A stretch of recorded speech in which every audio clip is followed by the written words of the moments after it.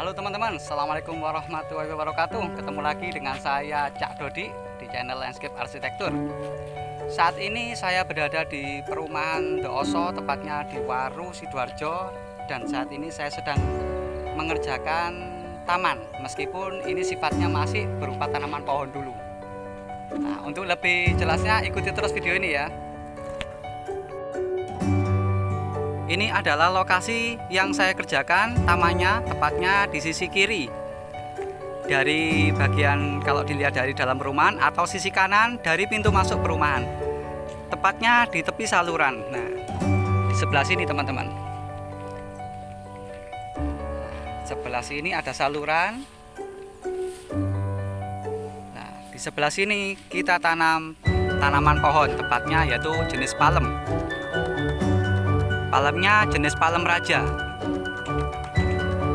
Ini kebetulan sudah kita tanam kurang lebih progres 60%, karena tadi mulai awal nol tadi saya masih ikut proses pelaksanaan, dan jadi belum sempat mengambil video dari nolnya atau sedikit sekali tadi. Jadi ini proses udah progres 70%, 80%. Nah, proses penanamannya ini dilakukan dengan jarak kurang lebih 7 meter. Lokasinya yaitu di tengah-tengah antara dinding-dinding segitiga ini atau gunung-gunungan ini, di tengah-tengahnya. Jaraknya kurang lebih 7 meter.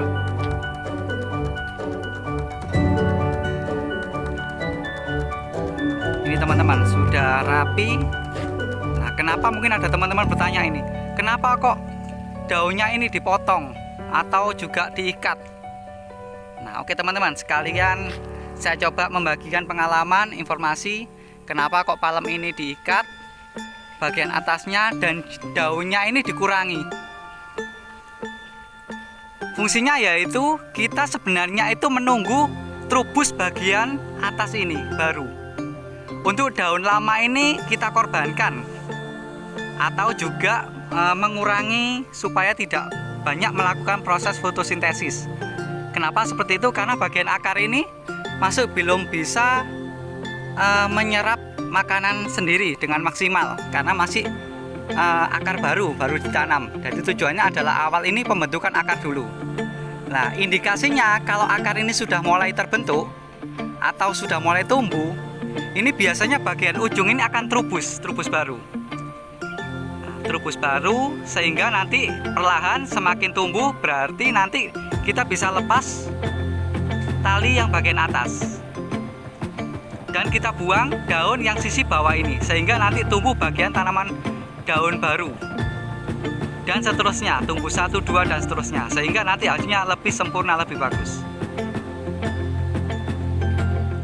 Dalam pembelian palem, kebetulan ini palem raja atau juga palem yang lainnya, biasanya kita menggunakan satuan batang. Contoh seperti ini, kita beli tanaman palem raja. Palem raja ini tingginya 1 atau 2 meter batang gitu. Batang keras, biasanya ada kata-kata batang keras. Maksudnya seperti apa? Contoh seperti ini teman-teman. Kalau dalam tanaman ini kurang lebih tingginya itu 1,5 meter batang keras. Dihitungnya itu dari batang keras ini teman-teman. Nah, yang putih ini, coklat ini, ujung ini sampai ini teman-teman. Nah, ini ke bawah. Jadi ini yang ke atas ini nggak dihitung. Jadi yang dimaksud adalah saya beli tanaman 1 meter batang kerasnya. Gambarannya adalah bagian itu tadi teman-teman. Nah, ini teman. Oke.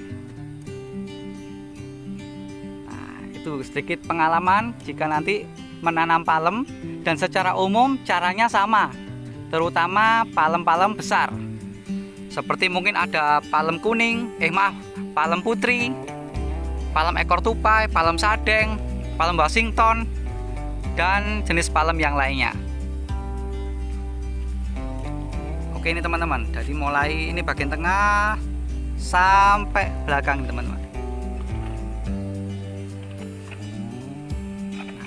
Nah, ini ada beberapa yang 30% tadi belum selesai, masih proses. Oke, kita coba lanjut lihat prosesnya yang kurang ini teman-teman. Kebetulan ini adalah salah satu personil taman yang sedang mengambil tanah taman. Ciri-ciri tanaman, tanah taman subur seperti ini teman-teman. Jadi bentuknya itu gembur, terus bersih dari sampah. Sampah ini biasanya sampah plastik atau juga akar-akar bekas tanaman. Jadi ini tergolong tanahnya bagus dan bersih, sehingga sangat bagus dan dibutuhkan untuk proses penanaman.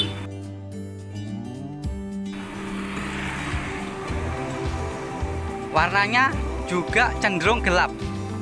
Itu menandakan banyak unsur haranya. Setelah proses penanaman, biasanya di bagian bawah ini dibuatkan tali air. Maksudnya adalah dibuatkan kayak cekungan seperti ini teman-teman. Jadi prosesnya itu dibuatkan, tanah itu dikasih cekungan, di sekelilingnya juga dikasih pembatas. Tujuannya jika nanti kita melakukan penyiraman, itu air itu tidak langsung habis atau tidak langsung meluber, sehingga bisa meresap ke bawah. Karena kalau nggak ada itunya, biasanya air itu cuma lewat aja, jadi nggak sampai diserap bagian akar.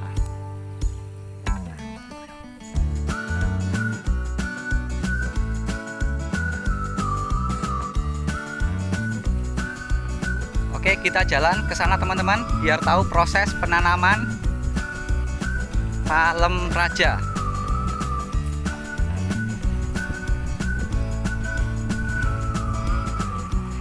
Palem raja ini kesannya kokoh sekali teman-teman. Meskipun baru ditanam, batangnya itu kokoh. Jadi nggak kayak lentur atau apa ya, kayak bengkok dan sebagainya gitu, enggak ya. Batangnya udah besar. Jadi kayak proporsional gitu dengan itu.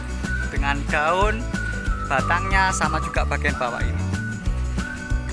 Oke teman-teman, kita juga penasaran prosesnya penanaman palemnya seperti apa teman-teman. Oke, kita jalan-jalan teman-teman. Kita ikuti dari prosesnya. Nah, ini setelah tanaman palem tadi dimasukkan, baru kita masukkan media tanam. Media tanamnya seperti tadi saya jelaskan, ada media tanam warnanya agak kehitaman. Nah, ini teman-teman dimasukkan. Nah, sambil diinjak-injak tanahnya. Tujuannya biar padat. Jadi nanti ketika terkena angin dan sebagainya itu masih diharapkan itu kokoh. Jangan lupa juga tanaman palem ini setelah nanti tertanam kita kasih steker teman-teman. Steker itu adalah kayu penahan. Biasanya kalau ini dikasih 3 teman-teman. Untuk tanaman besar seperti ini diusahakan jangan sampai goyang terkena angin. Jadi steker benar-benar kuat. Karena kalau goyang terkena angin dan akar tadi bergerak, biasanya kemungkinan juga terjadi kematian pada tanaman tersebut.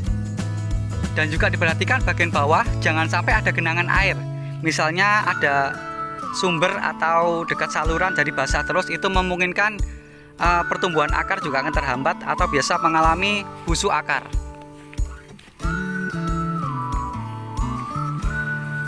Nah, oke teman-teman, selanjutnya ini teman-teman tim ini melakukan proses pengangkatan. Nah, oke teman-teman, gimana sih caranya mengangkat tanaman sebesar ini dimasukkan ke lubang tanaman? Oke, kita ikuti teman-teman.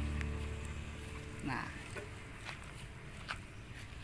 untuk ikatan bagian atas ini kita lepas biasanya, supaya nanti bagian tunas baru atau trubus bagian atas itu tidak terhambat.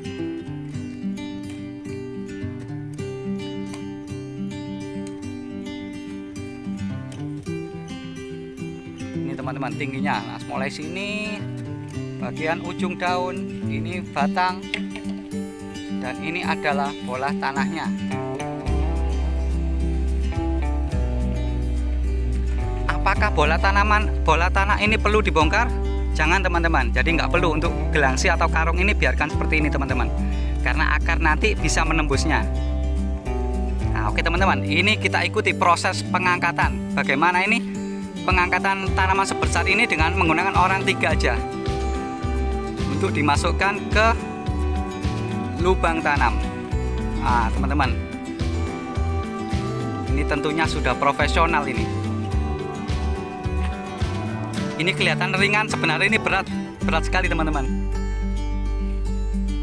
Nah, oke. Setelah itu bagian bola tanah itu dimasukkan, didekatkan ini. Nah, ini teman-teman bola tanahnya.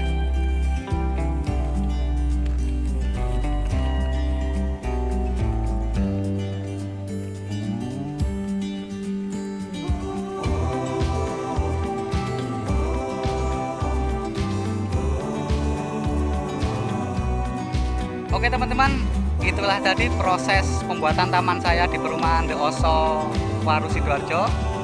Terima kasih sudah mengikuti video ini sampai akhir. Semoga bermanfaat untuk teman-teman semuanya. Sekian, wassalamualaikum warahmatullahi wabarakatuh.